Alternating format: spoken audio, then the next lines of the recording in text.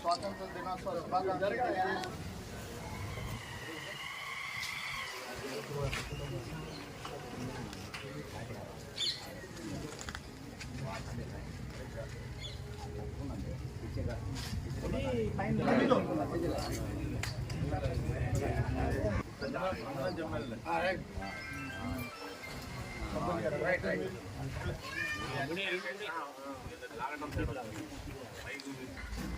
ఇప్పుడు గౌరవం अधिनायक जय हे भारत भाग्य विधायक जय गाथा जन गण मंगलदायक जय हे भारत भाग्य विधाता जय हे जय हे जय हे जय जय जय जय हे. ఈరోజు ముందు రిటైర్మెంట్ అయితే వచ్చే గ్రాడ్యుయేటీ చాలా తక్కువ. ఆ గ్రాడ్యుయేటీని 1,50,000 రూపాయలు పెంచడం జరిగింది. అలాగే వాళ్ళకి ప్రసూతి సెలవులు లేవు. ఇప్పుడు ఈ ముఖ్యమంత్రి గారు, గౌరవ ముఖ్యమంత్రి గారు చంద్రబాబు నాయుడు గారు వచ్చినాక ఉద్యోగస్తులే నాకు వెన్నుముక అని చెప్పి చిన్న ఉద్యోగస్తుల నుంచి పెద్ద ఉద్యోగస్తుల వరకు ప్రతి ఒక్కరిని ఏదో ఒక రకంగా ప్రోత్సహించడం జరుగుతుంది. అందులో భాగంగా ఈరోజు ఆశా వర్కర్లకి 1,50,000 రూపాయలు గ్రాడ్యుయేటీ పెంచడం జరిగింది. అలాగే ప్రసూతి సెలవులు ఎవరైతే రెగ్యులర్ ఎంప్లాయీస్ ఉన్నారో వాళ్ళ బట్టికి ఇంతకుముందు ప్రసూతి సెలవులు 6 నెలలు ఇచ్చేవాళ్ళు. ఇప్పుడు ఆశా వర్కర్లు కూడా ప్రసూతి సెలవులు ఇవ్వడం జరిగింది. దానికి ఎన్ని బల్బులు ఉండాలా, ఒక మీటర్కి ఎన్ని ఫ్యాన్లు ఉండాలా ఒక ఇంటికి అనేది ఆలోచన ఇవాళ అది ఇది జూలై 31తో అయిపోయింది టైం. దాన్ని డిసెంబర్ 31 దాకా పొడిగించారు. అది అందరూ కూడా ఎలపటి దాన్ని పిలిపించుకొని అది మాట్లాడి ఉన్న డబ్బులు కట్టాలంటే కట్టించుకొని దాన్ని అది అందరూ సరి చేసుకుంటారని ఆశిస్తూ ఈ అవకాశం ఇచ్చిన ఇక్కడ పెద్దలందరికీ నమస్కరిస్తూ సెలవు తీసుకుంది. మరి అంగన్వాడీ టీచర్స్కి, ఆశా వర్కర్స్కి, ఇక్కడ వచ్చిన మహిళలకి అందరికీ 79వ స్వాతంత్ర దిన శుభాకాంక్షలు. ఇందాక ఇవాళ P4 సర్వే లాంచ్ చేయటం జరుగుతుందని ఉన్నాం. ఆ లాంచ్లో నేను కూడా కొంతమందిని అడాప్షన్ తీసుకోవడం జరిగింది.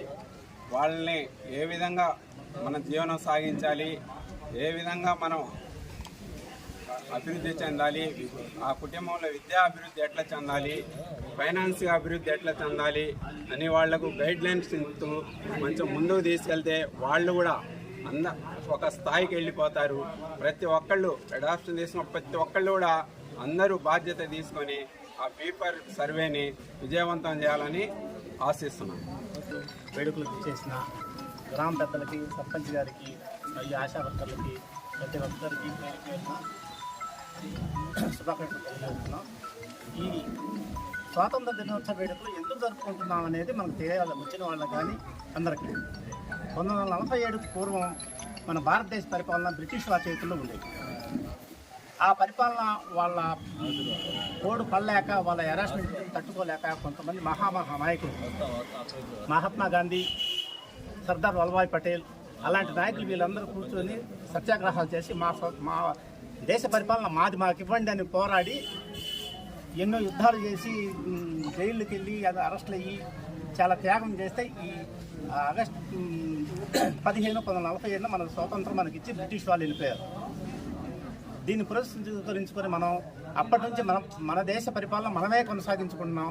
అది ఈ యొక్క ఉద్దేశం. అయినటువంటి గ్రామ పంచాయత్ సెక్రటరీ గారికి, గ్రామ ప్రెసిడెంట్ గారికి, గ్రామ పెద్దలకు, ఇక్కడికి వచ్చినటువంటి ఆశా వర్కర్లకు, అంగన్వాడీ టీచర్లకు, ప్రముఖులకు, పాత్రికేయులకు, ప్లస్ గ్రామ సర్వెంట్లకు గ్రామానికి సరిదిద్దే సేవకులందరికీ నా నమస్సుమాంజలు. స్వతంత్రం అంటే వాక్ స్వాతంత్రం రాకముందు మనకు మాట్లాడే హక్కు లేదు. ఇప్పుడు ఎలాగైనా మాట్లాడచ్చు, ఎక్కడైనా మాట్లాడచ్చు. 10 మందిలో నేనే అన్నట్టు మాట్లాడుతున్నారు. ఎందుకు వచ్చింది? అది స్వతంత్రం వచ్చింది కాబట్టి మనం మాట్లాడగలుగుతున్నాం. స్వాతంత్రం లేనప్పుడు బానిసలాగా బతికినాం మనం. ఇంగ్లీష్ వాళ్ళు ఉన్నప్పుడు ఇంగ్లీష్ వాళ్ళు మనకు అణగదొక్కి పరిపాలించారు. వాళ్ళు చెప్పిందే చేయాలా.